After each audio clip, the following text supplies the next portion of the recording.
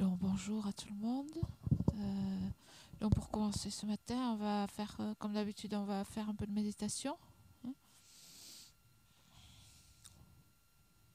Donc pour préparer l'esprit.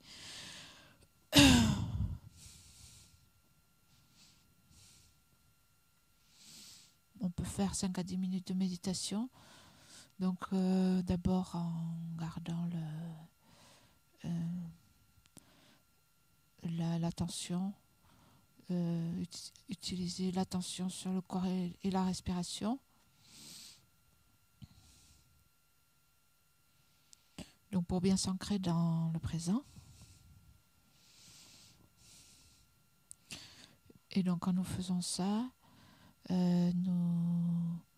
si l'esprit est distrait, si nous trouvons que l'esprit est distrait, nous commençons à penser à autre chose.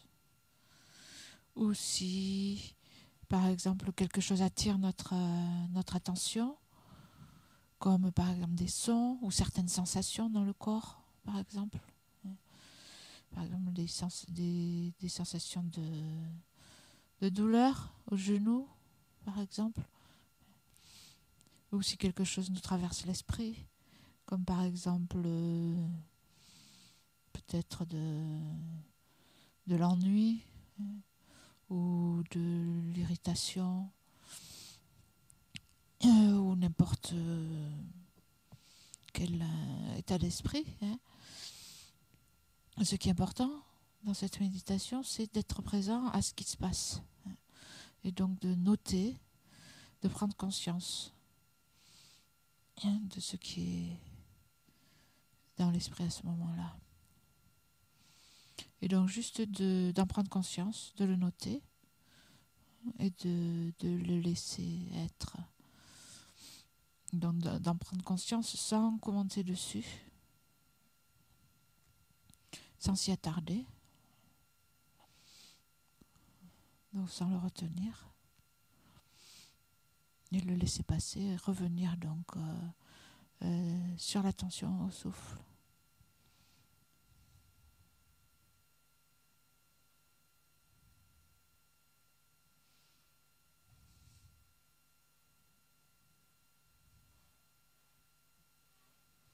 Donc l'attention au souffle,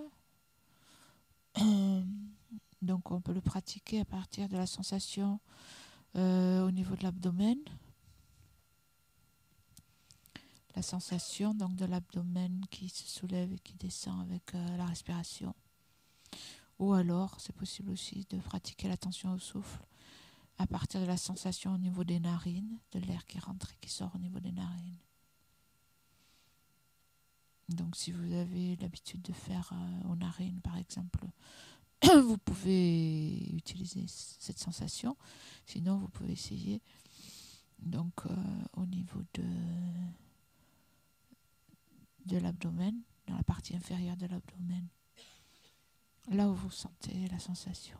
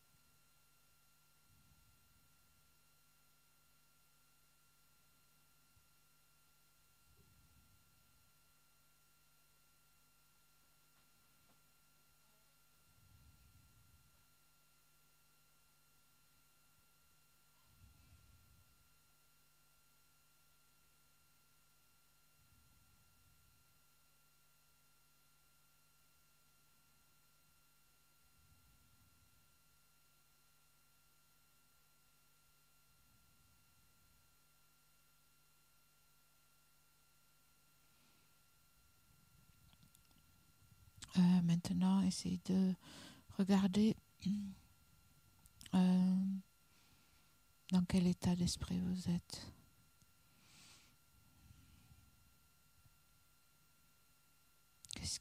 Comment vous vous sentez? Qu'est-ce qui est dans votre esprit?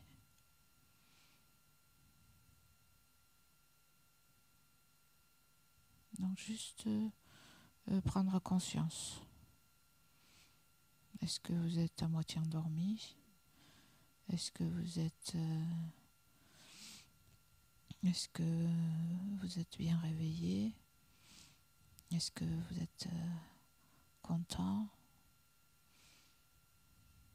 Est-ce que vous êtes irrité? Est-ce que vous êtes complètement distrait? Juste essayer d'identifier votre état d'esprit.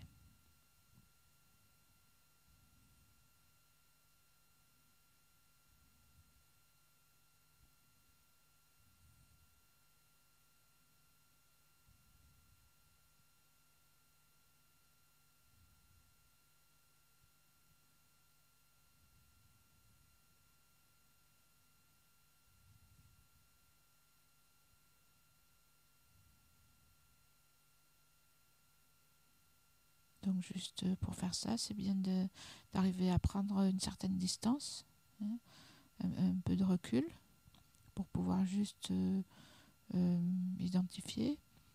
Vous pouvez nommer ce que vous ressentez sans discourir dessus, sans commenter, sans juger.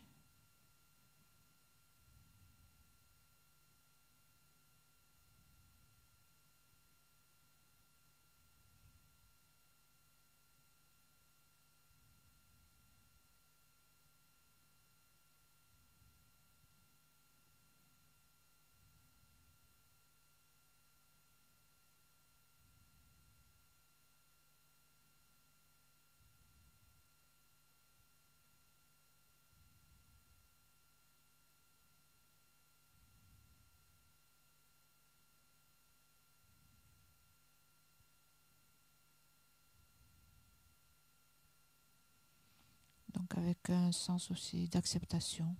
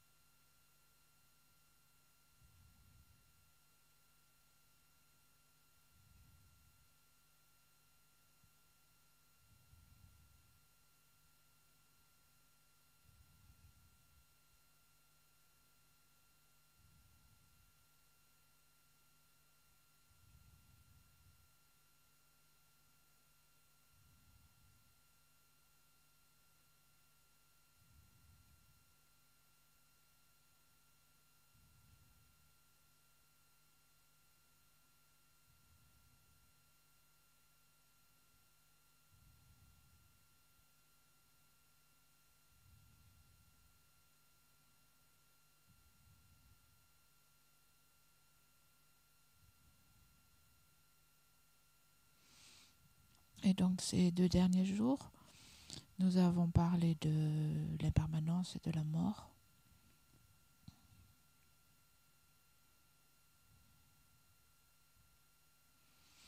Donc nous savons tous que la mort est inévitable. Nous ne savons pas quand est-ce qu'elle va arriver. Mais ce matin, nous sommes ici, nous nous sommes réveillés. Donc nous nous sommes réveillés dans cette renaissance humaine, cette existence humaine qui a de nombreuses qualités.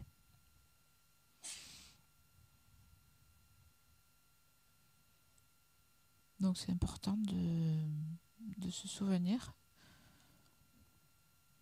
que notre vie est précieuse parce que grâce à cette vie humaine, ce corps et cet esprit humain, nous pouvons nous pouvons créer les causes du bonheur.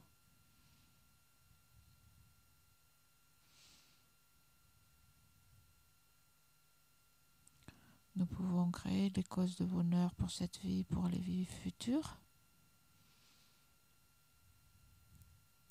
Nous pouvons aussi créer des causes de bonheur à long terme, définitif. C'est-à-dire nous pouvons créer des causes pour la libération complète de la souffrance. Et aussi nous pouvons créer des causes pour atteindre l'état de Bouddha, pour atteindre l'éveil.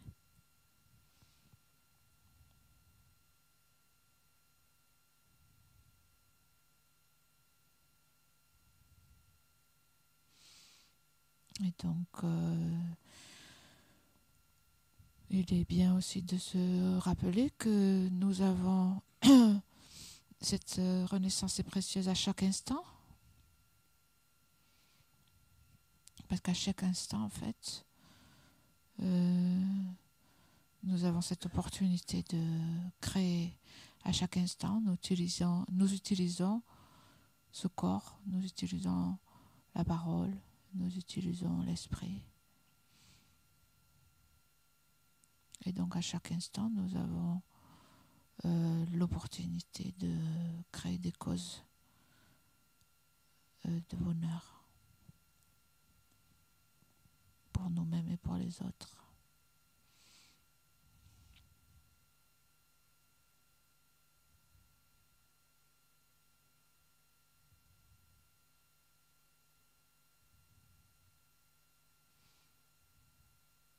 Et donc c'est bien de prendre la détermination en début de journée,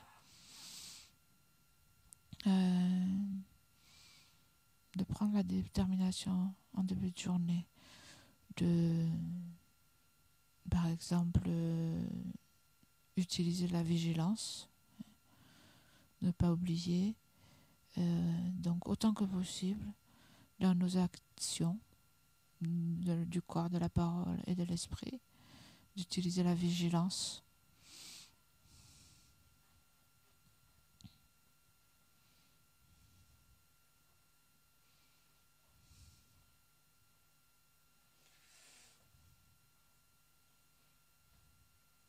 Pour ne pas laisser donc ces actions, être contrôlées par des émotions négatives,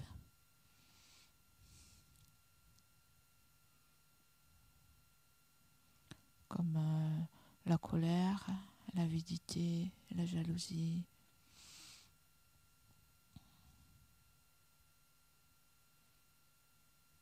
etc. Donc d'utiliser la vigilance.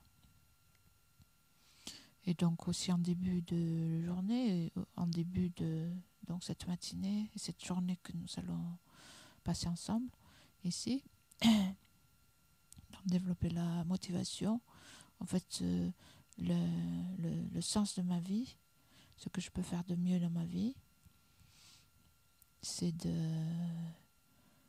d'aider les autres, au moins de ne pas leur nuire autant que possible, et si possible donc de les aider.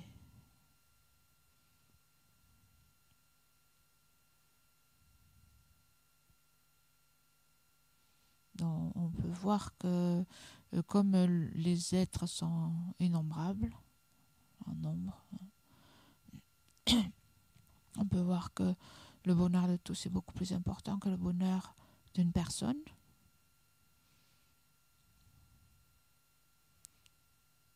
Donc une personne, c'est vraiment pas grand-chose face à tous les êtres.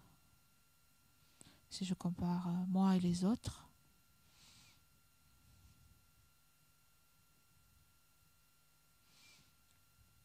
et si je regarde qu'est-ce qui est plus important,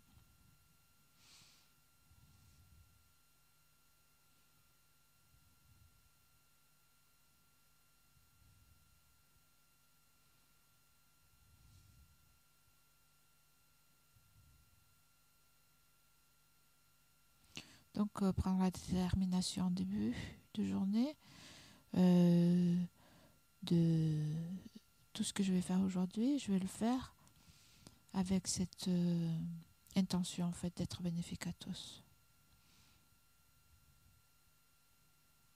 Donc sous-tendu par cette pensée altruiste. Donc si possible, avec la bodhicitta, c'est-à-dire avec la pensée altruiste, de devenir un Bouddha, que ce que nous faisons aujourd'hui devienne la cause pour devenir un Bouddha pour le bien de tous les êtres.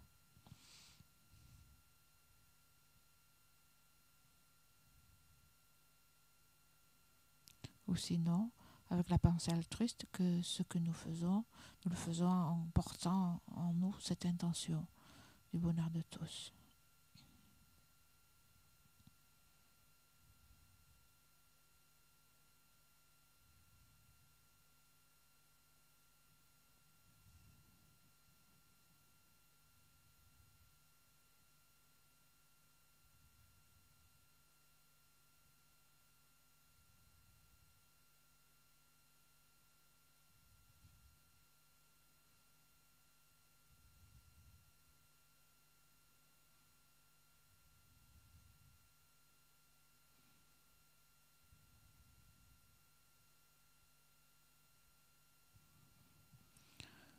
Merci.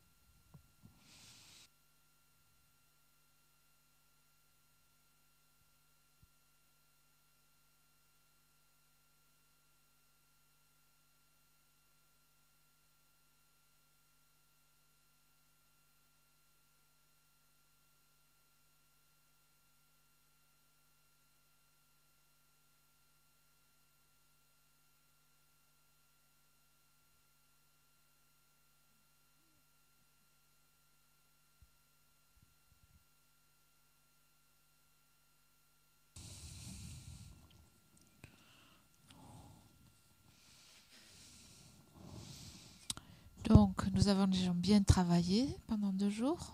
Hein. Donc, aujourd'hui, nous allons terminer. Donc, nous avons parlé, juste pour récapituler un petit peu. Donc, certaines personnes n'étaient pas là. La plupart d'entre vous, vous étiez là.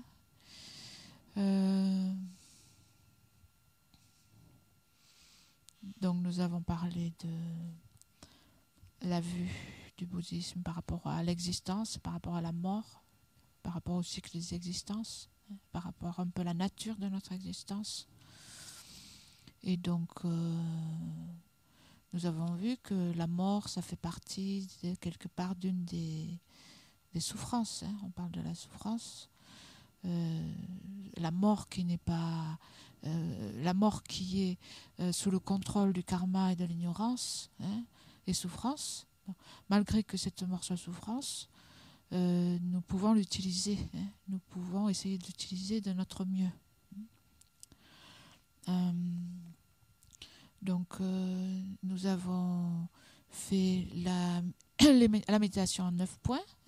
Nous avons vu qu'il est important d'intégrer cette notion de la mort, de notre mortalité, cette réalité de notre mortalité dans notre vie.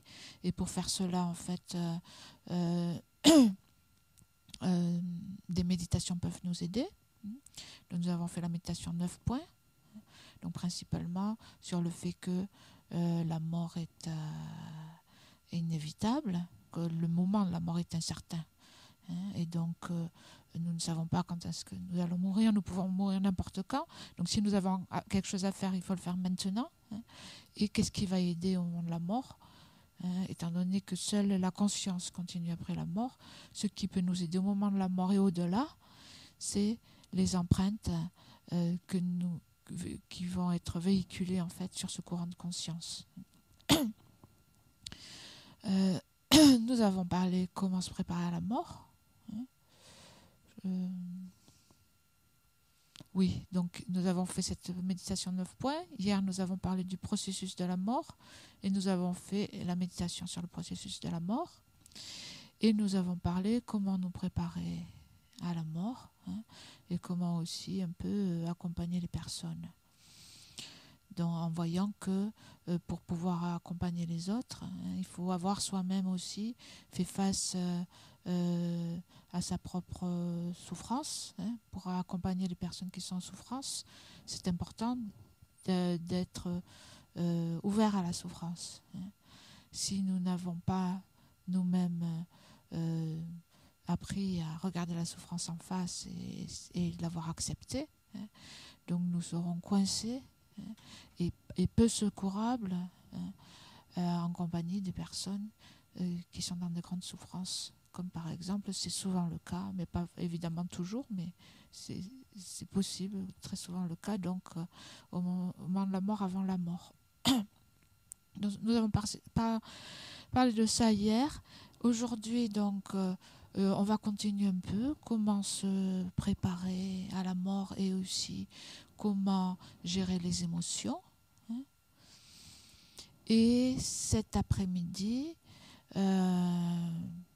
on va parler donc de façon plus pratique, qu'est-ce qu'on fait, hein, aussi au niveau spirituel,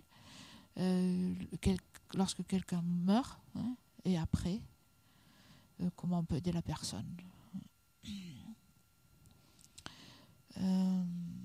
Et j'aimerais terminer peut-être cet après-midi, hein, terminer en faisant une petite pratique du Bouddha de la médecine, hein, qui est en fait la pratique qui est conseillée pour les personnes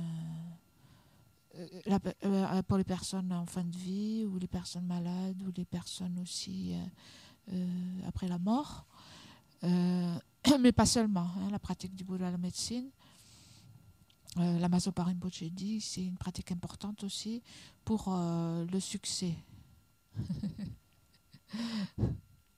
Pas simplement, donc apparemment pour les malades et les morts. Aussi pour les vivants.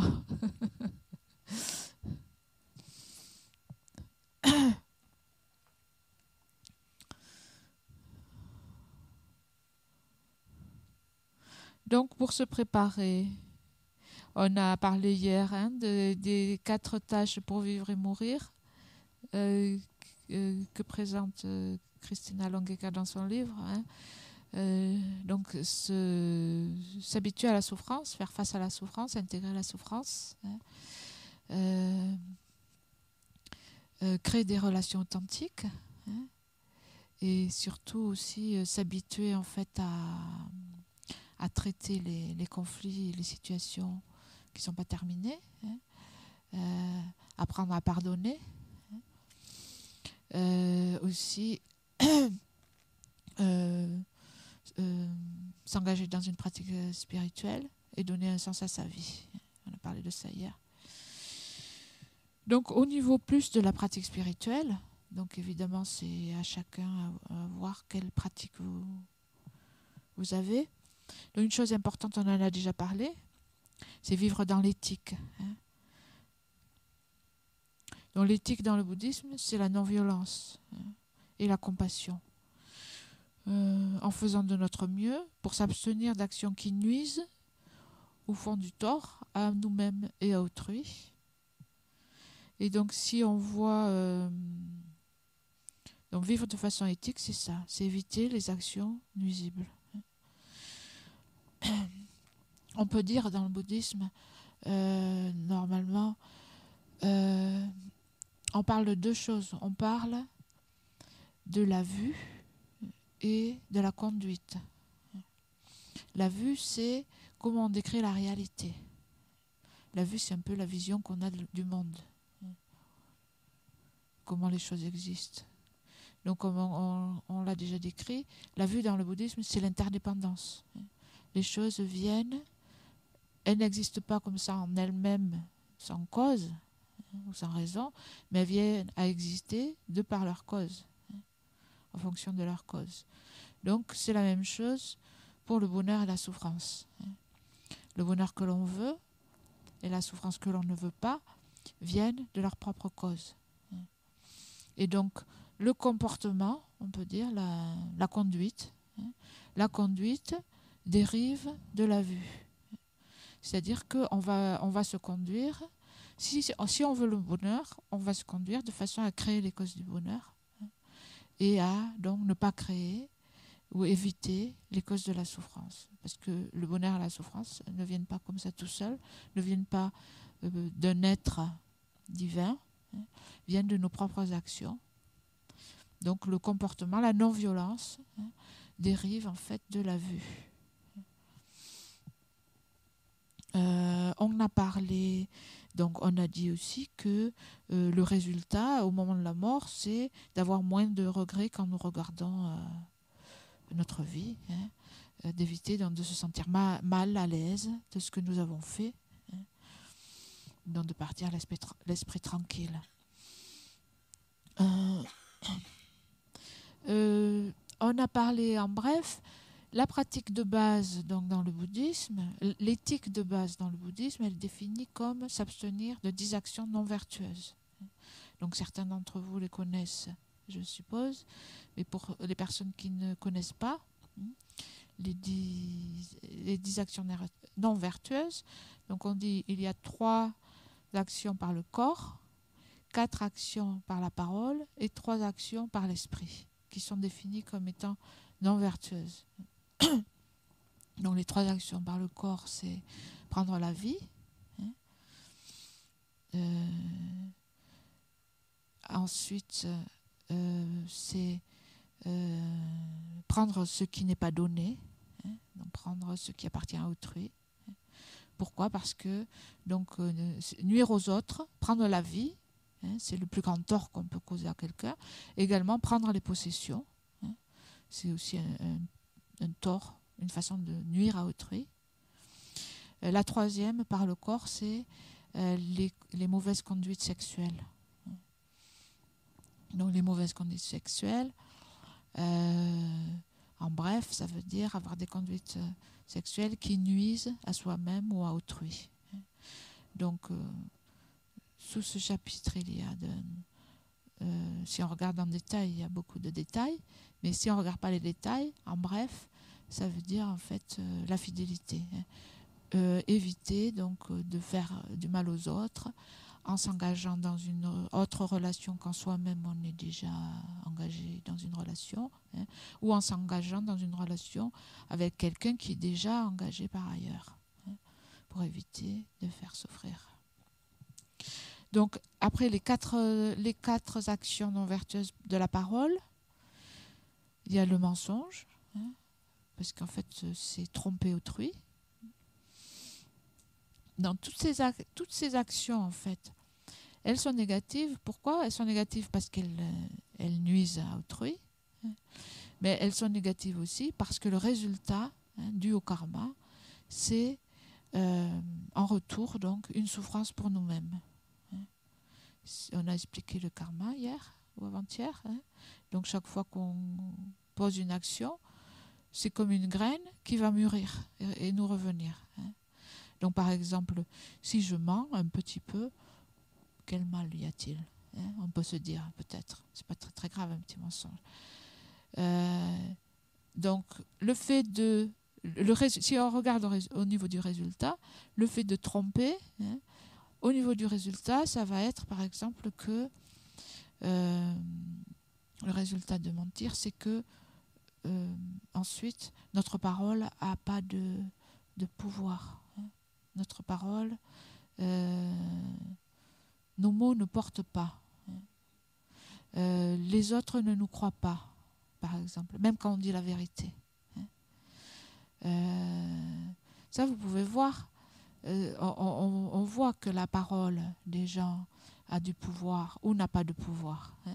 Il y a des gens, quand ils disent quelque chose, même s'ils ne parlent pas beaucoup, ce qu'ils disent porte vraiment. A une influence sur les autres, par exemple. Alors que d'autres personnes ont une parole qui a peu de pouvoir. Et donc ça vient du fait d'avoir mal utilisé la parole dans le passé, par exemple, donc par le mensonge, par les 4 de la parole, donc c'est le mensonge, les propos, les paroles divisives, les paroles qui divisent, comme on appelle ça aussi la calomnie, ça veut dire provoquer des divisions entre les gens, hein, empêcher que les gens s'entendent bien, soit des gens qui sont déjà en conflit, hein, soit des gens qui s'entendent bien, dire du mal de l'autre, par exemple, pour provoquer des divisions. Hein. Donc c'est les paroles divisives ou la calomnie. Hein. Le troisième, c'est les paroles blessantes ou les injures, dire des mots durs, hein, des mots qui blessent les autres. Ça peut inclure par exemple aussi les sarcasmes. Hein. Et la quatrième, c'est les paroles inutiles, les bavardages inutiles. Hein. Donc les bavardages inutiles, on dit que c'est la moins mauvaise entre les 7. Hein, les 3 du corps et les 4 de la parole, c'est 7.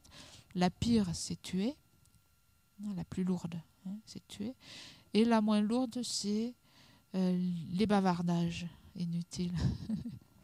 Mais les bavardages inutiles, bavardage, parler pour ne rien dire. Ouais. Ouais.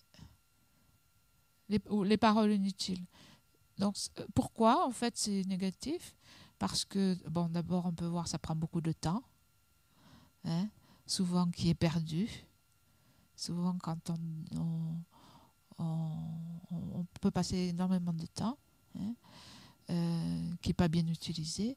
Et aussi, souvent, quand on s'adonne à ce genre de bavardage, souvent, c'est des bavardages qui développent des perturbations. Hein. On parle, par exemple, on parle des autres, hein, souvent. De quoi on parle souvent? Hein. Souvent, on parle des autres. Donc, si on parle des autres en bien, hein, en parlant de leur qualité, c'est bien. Mais si on parle des autres en parlant de leurs défauts pour critiquer, etc., etc., donc ça fait naître l'animosité, l'hostilité, la colère, etc., hein, des états d'esprit nuisibles. Hein, ou alors ce sont des discussions qui ont lieu à des sujets d'attachement, donc qui font développer plus d'attachement, donc des activités qui font développer des émotions négatives. Donc ça, c'est les 4 de la parole. Et donc un résultat, c'est pareil. Si on utilise mal la parole, le résultat, ça va être que par la suite, notre parole n'aura pas de poids.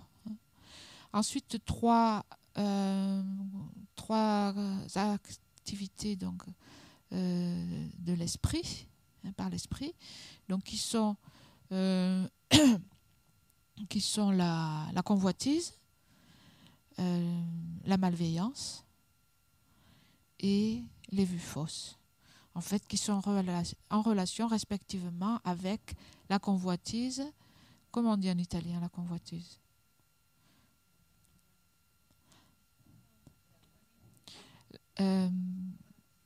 Covetousness en anglais.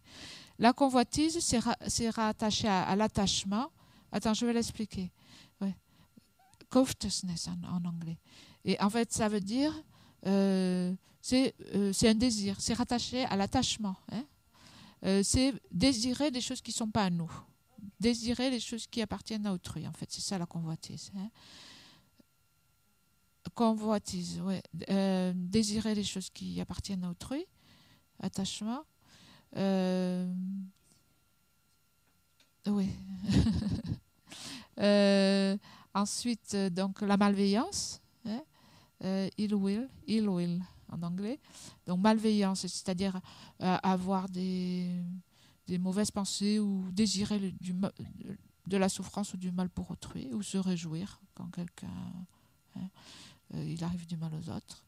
Et les vues fausses. Dans les vues fausses, ça peut être maintenir des vues en disant que des choses qui existent n'existent pas ou des choses qui n'existent pas existent.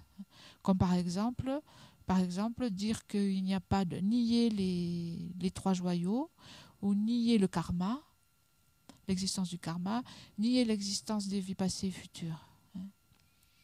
Donc ici, on ne parle pas du doute. Hein.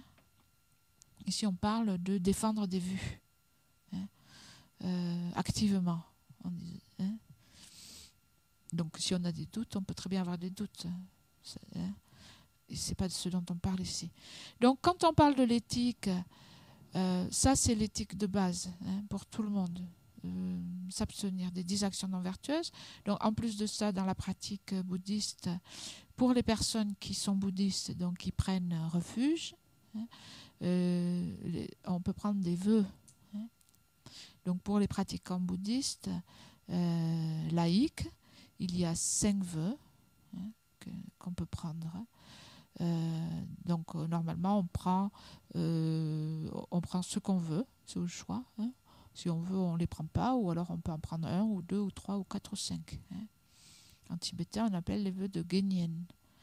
Et on peut aussi prendre donc des vœux de Bodhisattva et les vœux tantriques sur la base du refuge. Donc quand on parle d'éthique, ça veut dire en fait on fait de son mieux. Hein. On travaille à s'abstenir des actions négatives. Mais évidemment, comme on n'est pas parfait, hein, ça ne veut pas dire qu'on ne commet jamais aucune faute. Hein. Et donc, comme partie de l'éthique, l'éthique veut dire que on peut dire on surveille un peu son propre comportement. Hein. On s'observe. Hein. Et lorsqu'on trouve qu'on a fait... qu'on n'a pas respecté un de ses engagements, hein, on fait la confession, la confession, la purification. Hein. Et donc ça fait partie de la pratique éthique. Hein. La pratique de l'éthique, c'est pas juste dire je ferai plus jamais ça. Hein. Donc ça fait partie de l'éthique, oui, de faire tout ce qu'on peut et d'essayer de se déterminer. Hein. Mais la pratique de l'éthique, c'est que lorsqu'on tombe, quand on chute, on se relève en faisant la pratique de purification dont on a parlé brièvement, hein, avec les 4 forces de purification. Et vous avez un fichier hein, dans votre dossier, il y a une fiche sur sur la purification avec les 4 facteurs.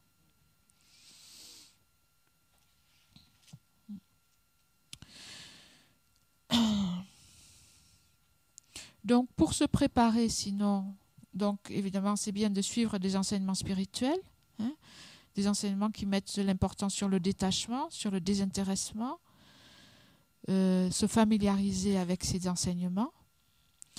Donc pour se préparer aussi, et aussi au moment de la mort, ce qui peut être utile, c'est de pratiquer la dévotion.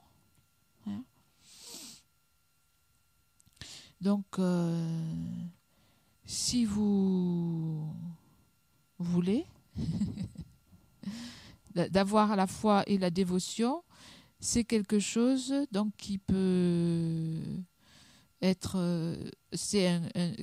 d'un grand support, hein, d'une grande aide dans les difficultés et au moment de la mort, de pouvoir s'en remettre donc à un objet de foi et de dévotion. Donc dans le bouddhisme, nous prenons refuge et nous nous relions donc au Bouddha, à l'enseignement, à la Sangha, et nous nous relions aussi avec un Bouddha particulier. Donc ça peut être le Bouddha lui-même, ou ça peut être un Bouddha avec lequel nous nous sentons plus de connexion. Hein. Par exemple, le Bouddha de la médecine, ou le Bouddha de la compassion, Chenrezig, ou alors on peut développer par exemple la foi dans Tara, qui est un Bouddha féminin, Tara verte. Hein. Donc dans le bouddhisme aussi, la pratique importante, c'est la pratique de se relier à un maître spirituel. Hein. Donc ce maître spirituel n'étant pas différent du Bouddha. Hein. Donc sinon, donc quelle que soit votre tradition religieuse, si vous avez la foi, hein, donc développez ce lien donc avec Dieu, avec Jésus, avec Marie, avec des saints, ou alors, comme on disait hier, en quoi vous prenez refuge, hein, en quoi vous prenez refuge dans votre vie si vous n'avez pas de foi en des êtres, disons, supérieurs, en vous en remettant donc aux valeurs auxquelles vous croyez. Hein. Donc évidemment, le fait d'avoir la foi, la dévotion et une pratique plus religieuse, ça dépend de chacun. Hein. C'est quelque chose qui... Évidemment, tout le monde est libre et c'est quelque chose qui se commande pas forcément. Hein. Même, je pense même pour les personnes individuellement. Ça dépend des tendances de chacun. Hein. Mais c'est sûr que donc c'est naturel lorsque nous nous trouvons dans une situation pénible, difficile. Hein, c'est naturel d'appeler au secours, de chercher de l'aide auprès de quelqu'un qui est capable donc de nous aider et de nous guider. Et donc, si nous avons cultivé ce type de relation,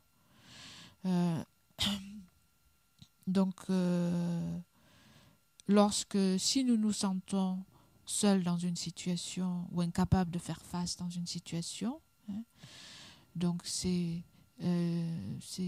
bénéfique, hein, de se concentrer sur cet être, de prier ou de réciter des mantras, hein, d'adresser des prières. Et donc c'est possible donc, de se sentir relié et de recevoir l'aide et la guidance et l'influence bénéfique en fait. Donc des trois joyaux ou de quel que soit votre objet de refuge. Et donc c'est quelque chose qui peut être très utile au moment de la mort. Hein. Donc de prier, de demander de la force, hein, de demander d'avoir le courage de traverser les situations difficiles, par exemple.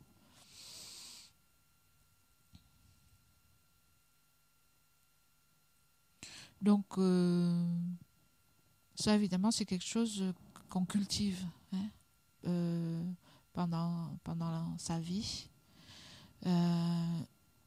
Cultiver une pratique.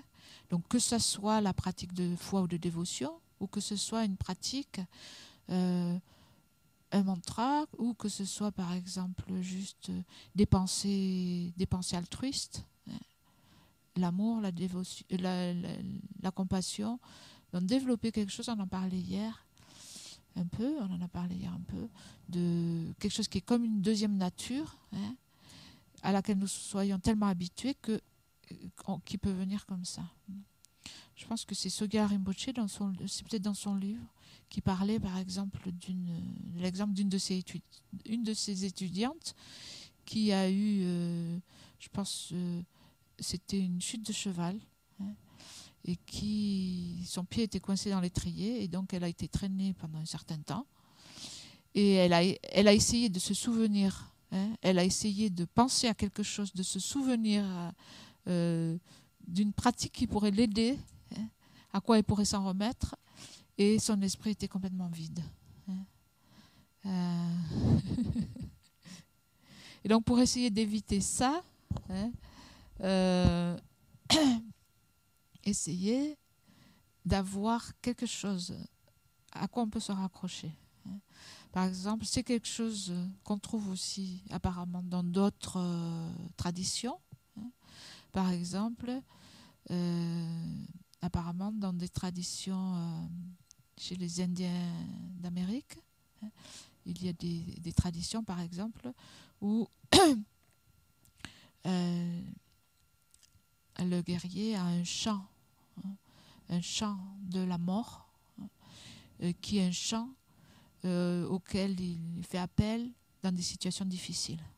Par exemple, en face d'un danger ou dans des situations difficiles, il fait appel à un certain chant. Hein. Et en fait, le but, c'est un peu pareil, hein, au moment de la mort, d'avoir quelque chose pour concentrer son esprit. Hein. Quelque chose à laquelle on peut se raccrocher. Parce que la concentration, en fait, aussi le fait de rassembler l'esprit, c'est une protection. Hein. On peut dire que la concentration, rester centré, hein, c'est quelque chose qui nous protège. Hein. Donc, c'est quelque chose donc, à voir comme ça, une pratique, hein, une pensée, ou un objet de refuge auquel on peut faire appel en cas de difficulté, donc, et aussi au moment de la mort. Donc, on l'a dit, le mieux c'est de mourir avec un état d'esprit positif, d'amour, de compassion, de patience, de bienveillance. Donc si on veut mourir comme ça, on a intérêt à s'habituer.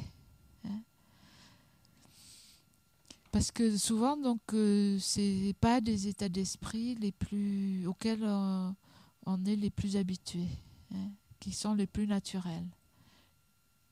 Donc si c'est pas très naturel, donc il faut s'exercer pour que ça vienne le plus facilement possible.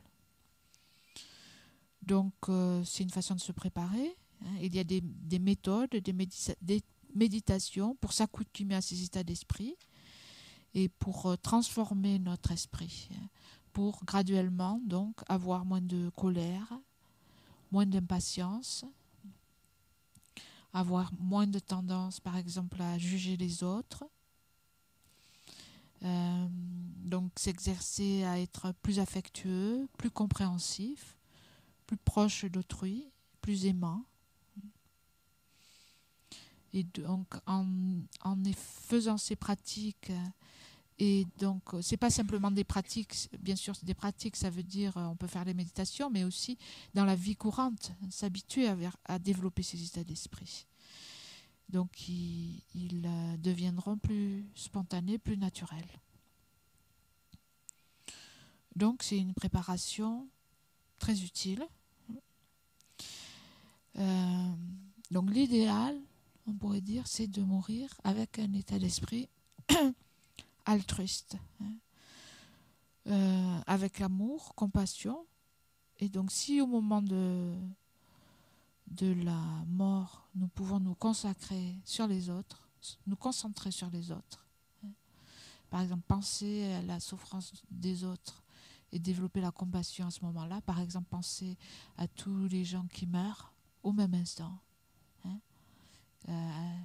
et développer en fait une communion, d'être avec.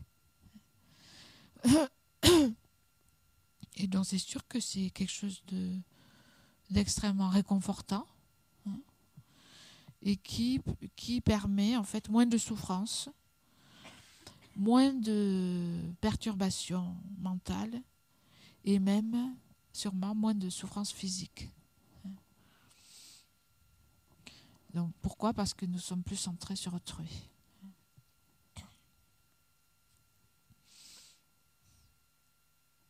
Donc dans le bouddhisme tibétain, il y a une pratique qu'on appelle les 5 forces, qui fait partie de la tradition du Lojong, donc de la transformation de l'esprit. Et ces 5 forces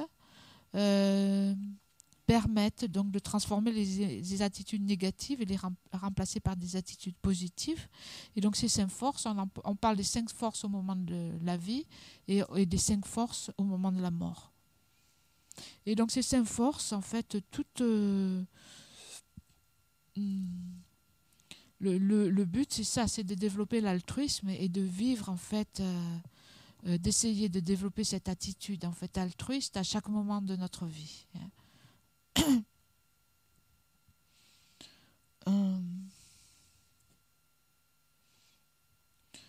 Donc, la première, c'est la force de la graine blanche.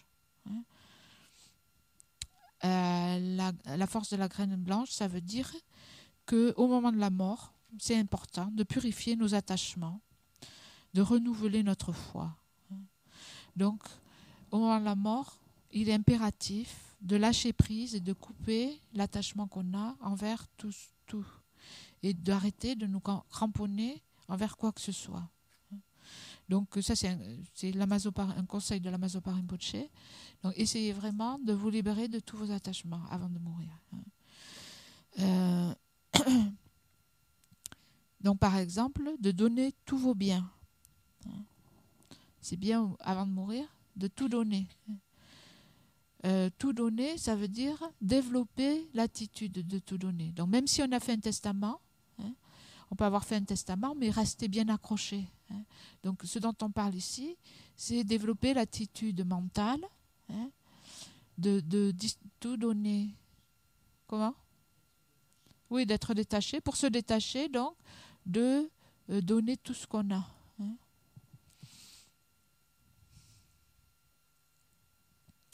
Le deuxième, c'est la force de l'intention.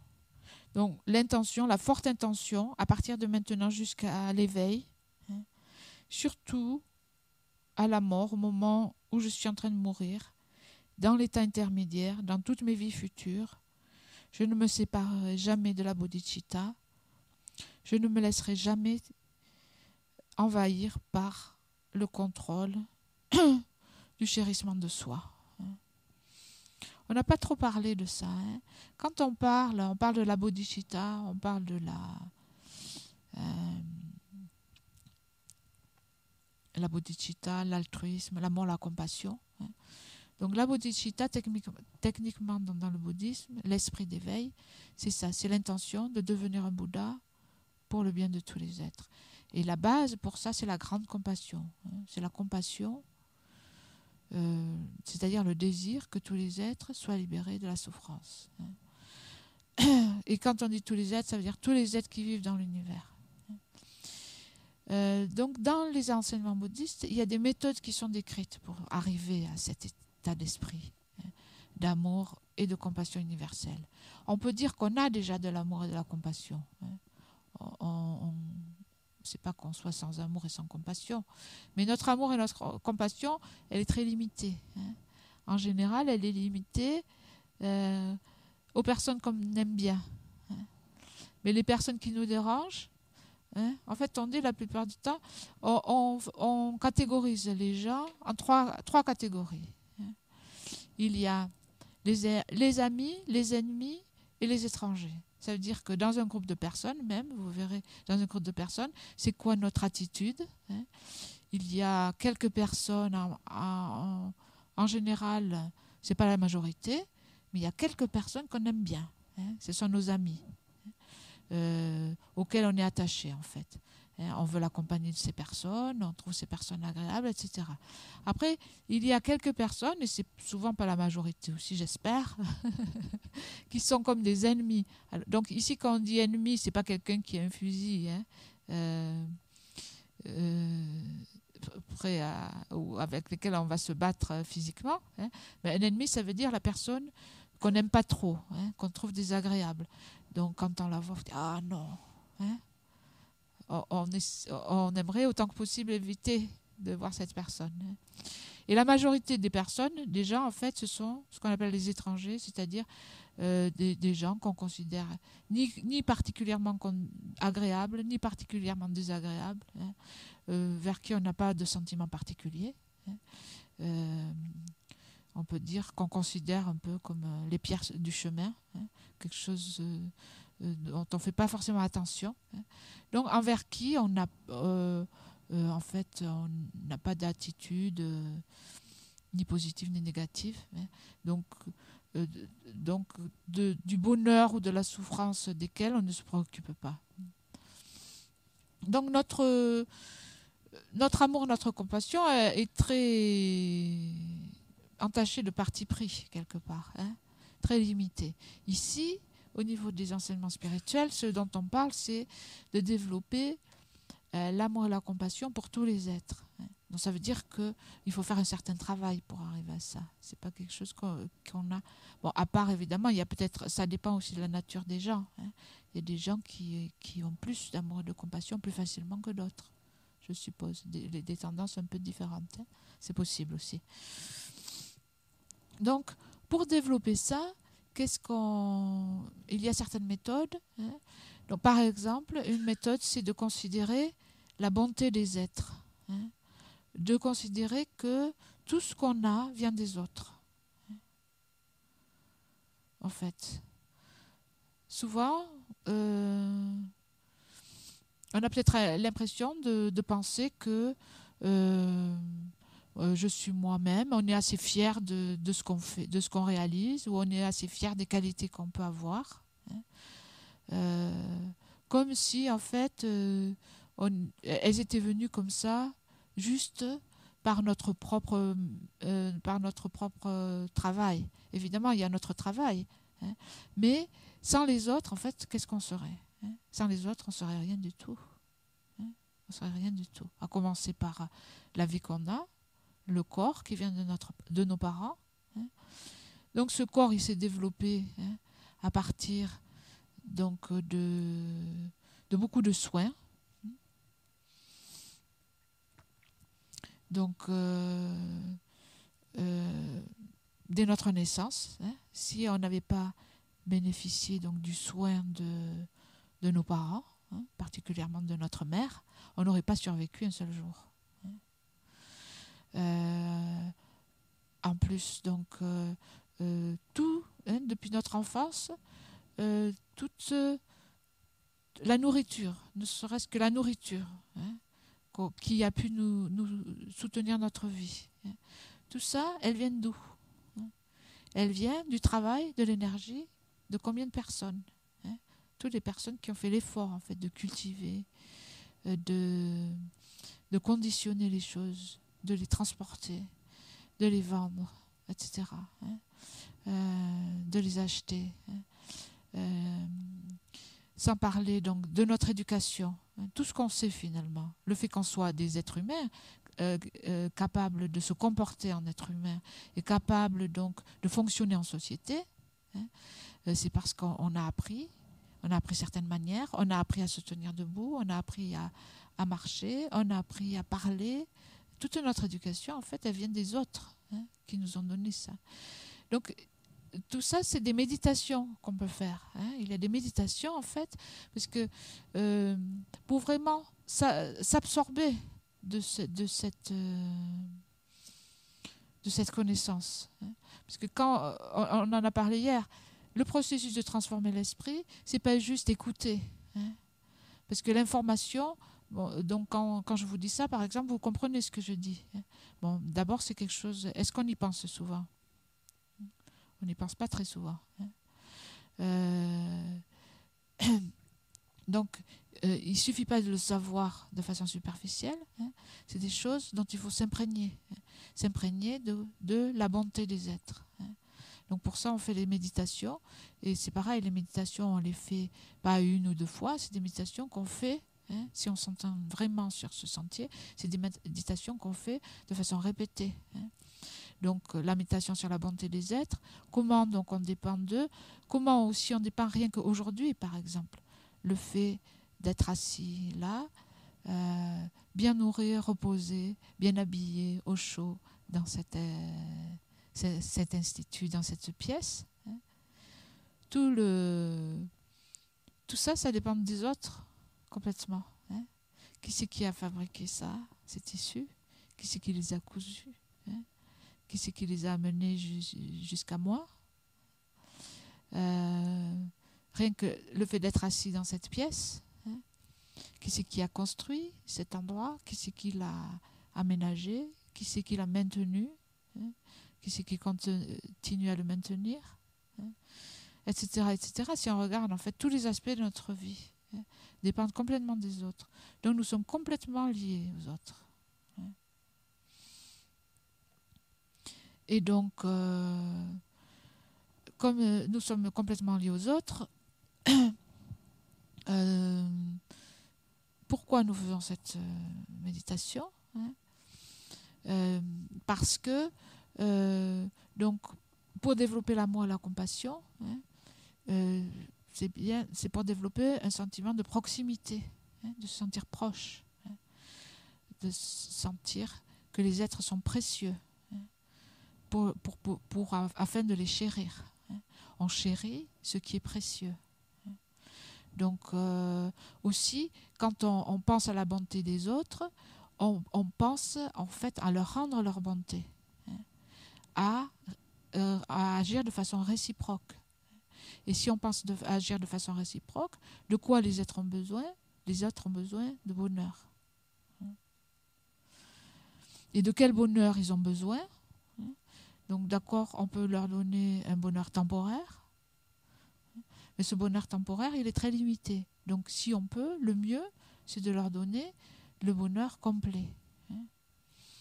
Aussi, une façon de réfléchir, c'est de réfléchir à ce qu'on appelle Donc en jargon bouddhiste, on parle du chérissement de soi et du chérissement d'autrui. Ce qui veut dire, en fait, on a déjà parlé de la saisie du soi, on a déjà parlé de l'ignorance, qui en fait appréhende un soi qui existe de façon concrète, indépendante, etc., ce soi n'existant pas. Cela étant en fait la source de tous nos problèmes, cette ignorance. Un produit de cette ignorance, c'est ce qu'on appelle le chérissement de soi, qui est proche mais différent, un peu différent. C'est-à-dire, à partir de cette saisie du soi, qu'est-ce qu'on fait? On chérit ce soi de façon à lui donner, tout d'un coup, ce soi, c'est la chose la plus importante au monde. Tout d'un coup, ce soi, moi, moi, ça devient la chose la plus importante. Et on finit par vivre notre vie avec ça, avec cette pensée centrale et cette motivation centrale de trouver du bonheur pour ce jeu, pour ce moi. Et donc trouver le bonheur pour ce moi prend le pas sur tout le reste. Donc c'est ça qu'on appelle le chérissement de soi. Le chérissement de soi, ça veut dire en fait penser que ce jeu, ce moi, c'est la chose la plus importante au monde, et que dans tout ce que je fais, finalement, ce que je cherche, c'est le bonheur pour ce jeu. Donc évidemment, si on est des gens civilisés, polis, éduqués, donc on va essayer de bien se comporter, on va être poli, etc. Mais si on regarde au fond, qu'est-ce qui nous motive au fond, Donc, quand on fait ces méditations et cette démarche de vouloir développer l'amour et la compassion pour tous les êtres, il va falloir s'attaquer à cette attitude. Donc, on cherche à développer l'altruisme. Donc, pour développer l'altruisme, il va falloir saper l'égoïsme. Cette attitude, en fait, qui est d'être centré sur soi-même, que l'on trimballe partout. Donc, d'abord l'identifier, donc voir si c'est le cas ou pas. Est-ce que c'est vrai qu'on a cette attitude, et méditer sur ses désavantages, sur ses fautes, ses désagréments, et méditer parallèlement sur les avantages, les bienfaits de l'attitude de chérir autrui. Donc ça, c'est aussi une méthode, une des méditations que l'on fait pour développer la bodhicitta, l'amour et la compassion universelle. C'est de voir en fait quel est le bienfait de l'attitude altruiste, quels sont les désavantages de l'attitude égoïste, pour pouvoir changer. Donc être persuadé en fait que cette attitude, c'est quelque chose, en fait, ce qu'on dit dans les enseignements bouddhistes, on dit tous les malheurs, toutes les souffrances viennent de l'attitude de chérir un soi, et tous les bonheurs viennent de l'attitude contraire de chérir autrui. C'est ça qu'on dit dans les enseignements. Et donc il va falloir réfléchir, est-ce que c'est vrai, quels sont les désavantages de cette attitude de se chérir soi-même. Dans cette attitude de se chérir soi-même, c'est par exemple l'attitude qui fait que dans n'importe quelle situation, la tendance quelque part, c'est que je vais essayer de voir qu'est-ce qu'il y a pour moi là-dedans, et d'essayer de prendre la plus grosse part du gâteau, par exemple, et d'essayer de voir, donc de bouger dans les situations, donc en fonction de ça, en fonction de... pour arriver en fait à satisfaire le besoin de cet égoïsme, à trouver le bonheur pour moi. Donc trouver le bonheur, c'est une pensée juste de vouloir trouver le bonheur. Il faut pas mélanger, il faut pas mélanger le chérissement de soi et l'amour de soi. l'amour de soi est justifié. Vouloir le bonheur, c'est une attitude juste. Hein.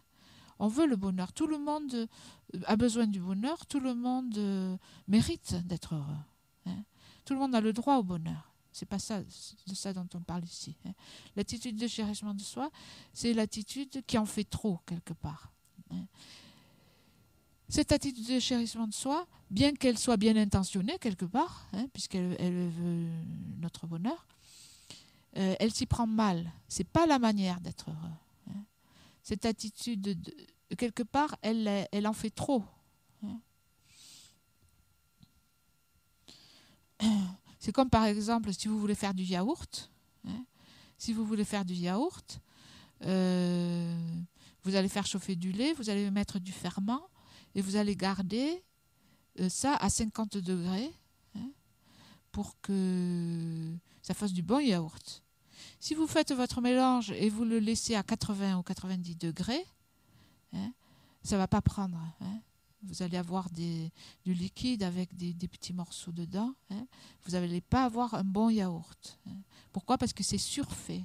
Donc cette attitude de chérissement de soi, c'est pareil, elle est surfaite, elle exagère. Hein. Tout comme ce qui est sous le contrôle de l'ignorance. On en fait trop. Hein. Pour avoir le bonheur du soi, on n'a pas besoin d'avoir cette obsession de soi. Hein. Donc, voir les défauts de l'égoïsme, de l'attitude de chérissement de soi, on peut voir que d'abord, il faut l'identifier. Hein. Il faut arriver à voir est-ce que c'est vrai ou pas. Donc, comme je vous disais hier, il ne faut pas croire tout ce qu'on vous dit. Il faut voir par vous-même. Ensuite, il faut voir... quand on est sous le contrôle de cet égoïsme, c'est comme on vit dans une bulle un peu.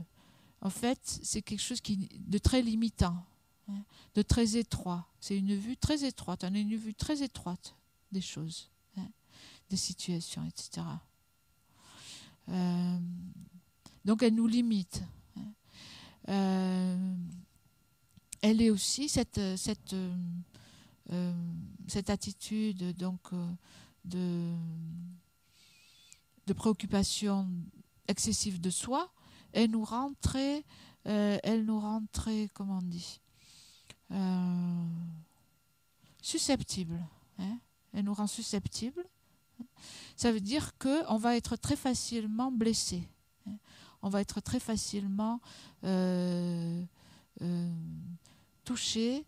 On va se sentir facilement blessé par les autres. Par exemple, si quelqu'un est de mauvaise humeur, nous regarde d'une drôle de façon, ou nous dit quelque chose parce qu'il a ses propres raisons. Hein. Peut-être il a trop travaillé, il est de mauvaise humeur, il en a trop sur la patate, ou il a des problèmes dans sa vie, etc. privée, ou juste il a beaucoup travaillé aujourd'hui, hein, et que cette personne vous dit quelque chose hein, de pas gentil, ou vous regarde de travers, tout de suite, l'ego va se sentir complètement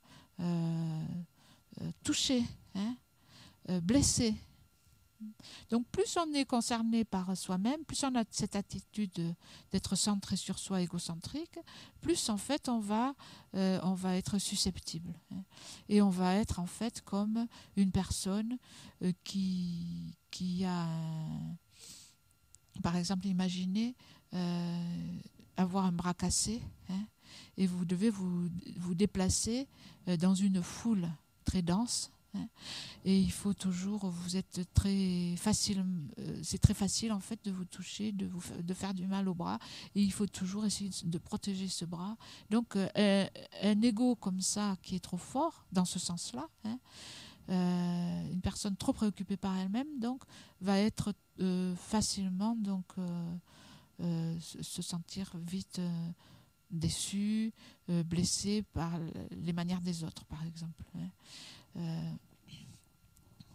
En pensant par exemple que les autres la traitent pas bien, ou les autres lui manquent de respect, etc.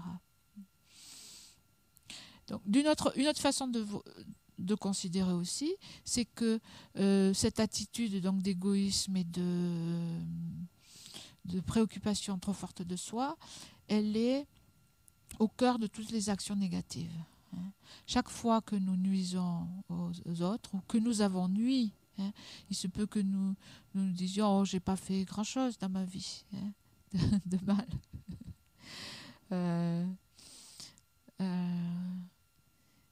Mais chaque fois qu'on a, par exemple, tué, bon, c'est fort possible, je vous crois, que vous ayez tué personne pendant cette vie, bien que ce sont des choses qui arrivent. Exactement, je parle, ouais. Mais bon, les moustiques, les poissons, au niveau des animaux, bon, il y a des gens qui chassent, il y a des gens qui pêchent. Tout ce qu'on mange, oui, indirectement. Donc tous les insectes, surtout les moustiques, qui sont tellement ennuyeux. Pourquoi on tue les moustiques? Quand même, comment il ose venir me déranger avec ce bruit-là, et me piquer et me prendre une goutte de mon sang. Donc toutes les attitudes, en fait, aussi de colère, toutes les attitudes, en fait, qui nuisent aux autres, les mots, l'impatience, les sarcasmes, l'agressivité, les mots qui blessent, etc. Les tromperies, etc. Donc tout ça, c'est motivé, en fait, par cette essayer toujours de protéger un petit bonheur pour ce jeu.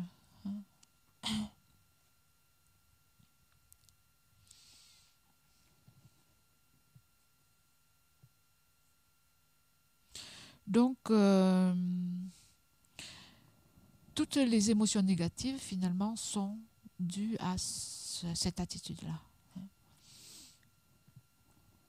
Donc, comme je l'ai dit, ici, on ne parle pas de l'amour de soi. L'amour de soi, on peut dire, l'amour de soi, c'est souhaiter le bonheur. On veut le bonheur, donc c'est quelque chose de justifié. Mais c'est quels sont vraiment qu'est-ce qui va nous conduire au bonheur? Donc, ce n'est pas cette attitude exagérée d'être centré sur soi qui nous amène le bonheur. Bon, c'est aussi, on peut dire, cette attitude, elle tient, c'est comme si notre cœur était dans une cage. Et elle nous empêche, en fait, de nous ouvrir aussi, de nous ouvrir aux autres.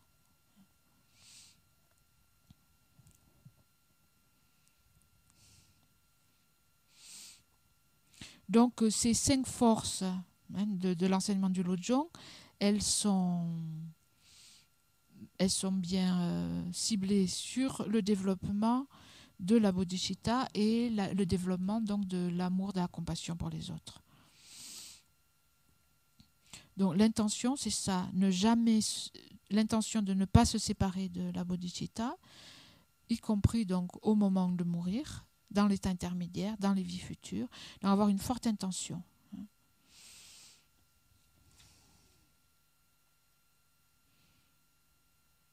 Donc la troisième force, c'est la force de contrecarrer les négativités, donc principalement de faire la purification avec les 4 antidotes.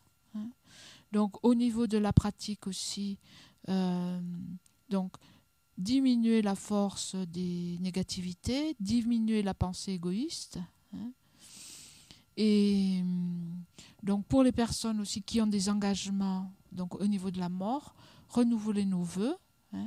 Et donc il y a des rituels particuliers donc de purification et de renouveler les engagements donc au moment de la mort. Donc la force, la troisième, la force de la prière, exprimer nos aspirations positives. Donc faire des prières qui expriment nos aspirations, nos souhaits positifs. Donc prier pour atteindre l'éveil, pour nous libérer de nos pensées négatives, pour nous libérer de l'égoïsme, pour pouvoir être bénéfique aux êtres, pour continuer dans nos vies futures, de rencontrer des maîtres, de rencontrer des enseignements spirituels qui vont nous aider dans les vies futures aussi.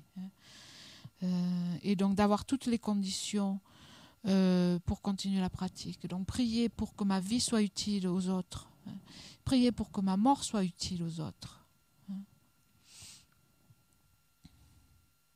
Et la dernière force, c'est la force de l'entraînement, de la familiarisation. Donc de bien comprendre en fait que c'est grâce à la familiarisation que nous avons les pensées, les émotions, les habitudes que nous avons. Et donc qu'il est important de se familiariser avec des attitudes positives. Et donc toute notre vie de continuer en fait à faire cet entraînement.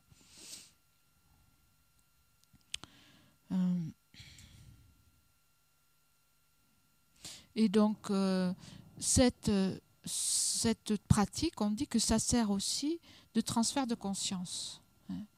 On parle, cette pratique est similaire à un transfert de conscience. Parce que cette force donc, de familiarisation, le fait d'être familier avec cet entraînement, donc de s'entraîner durant toute sa vie, de se familiariser avec cet entraînement, c'est quelque chose donc, qui va nous permettre de nous remémorer ces pratiques. Si quelque chose est très fort en vous, ça va vous revenir naturellement. Donc, plus vous êtes familiarisé avec ces pratiques, par exemple, plus vous avez abandonné l'égoïsme, plus vous avez développé la pensée, par exemple, de voir la bonté des autres, de penser aux autres. Par exemple, si quelqu'un vous dérange, si quelque chose vous dérange avec quelqu'un, par exemple, toujours la même chose, quelqu'un vous a dit quelque chose de pas trop gentil. Donc, si on est très égoïste, on va se sentir très blessé. Donc, prendre l'habitude de voir l'autre, la perspective de l'autre. Si je suis moins égoïste, je vais plutôt me pencher vers l'autre et essayer de comprendre et de voir que la personne, elle agit comme ça.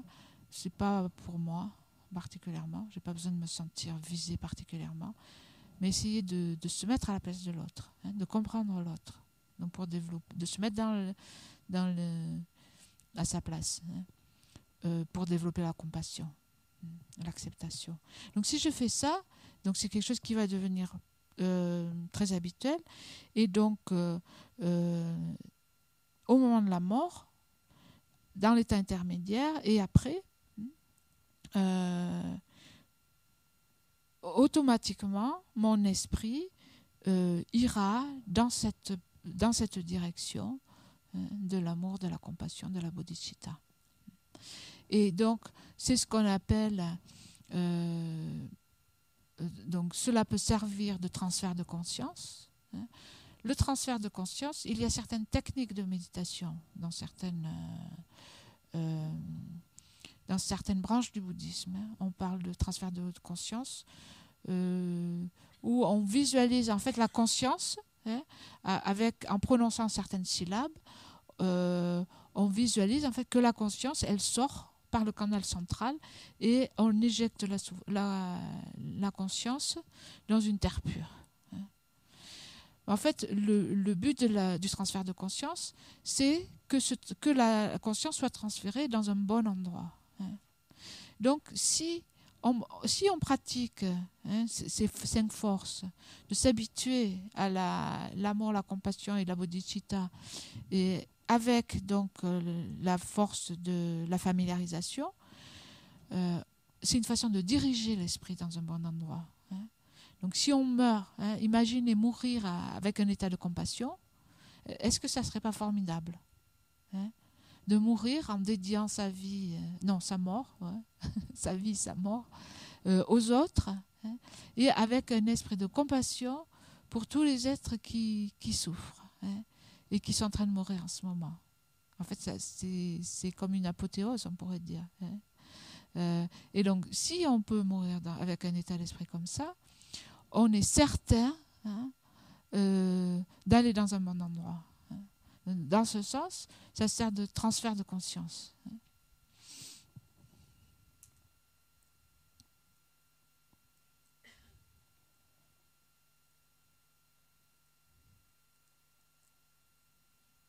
Donc il y a une chose aussi qu'on dit au moment de la mort, c'est bien de s'allonger dans la posture du lion. Donc le Bouddha,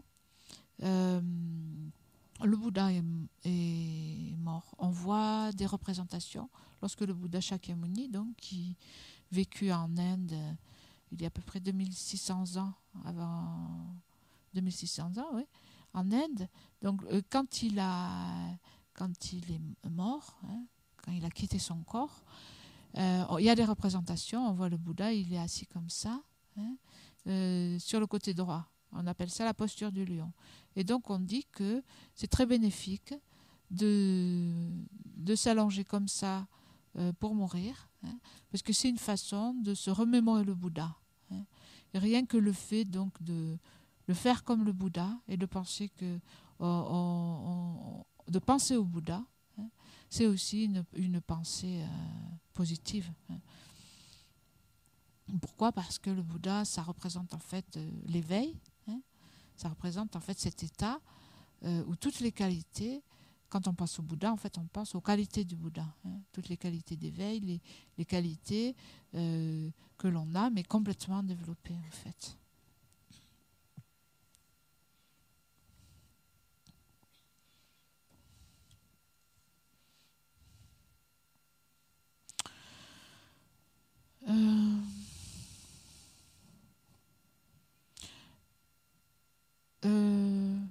Vous avez des questions ou envie de dire quelque chose? Ou alors on fait une petite pause. On se prend un quart d'heure. Hein? On peut se prendre un quart d'heure? Il y a quelqu'un qui a une... Je vois les yeux qui se... qui s'égayent. D'accord, ben on fait ça alors. Hein? Donc comme ça, hein, tranquillement, on se prend un thé. On laisse décanter, exact. Et on se prend 15 à 20 minutes. Merci.